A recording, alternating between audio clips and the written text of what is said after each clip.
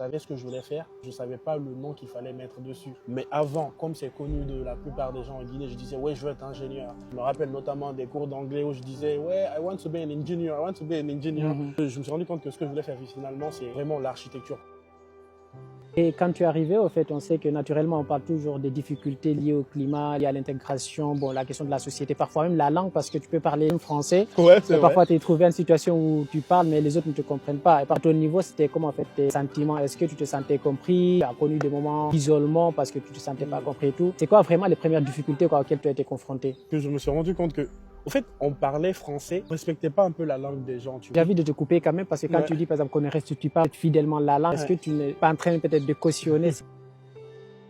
Au niveau des écoles d'architecture, tu n'as pas remarqué une forme de jalousie, de compétition malsaine, si on peut le dire ainsi? Il y avait quelquefois des formes de mépris, mais pas forcément de jalousie, parce que les problèmes étaient plus au sein des groupes qu'entre les groupes, tu vois.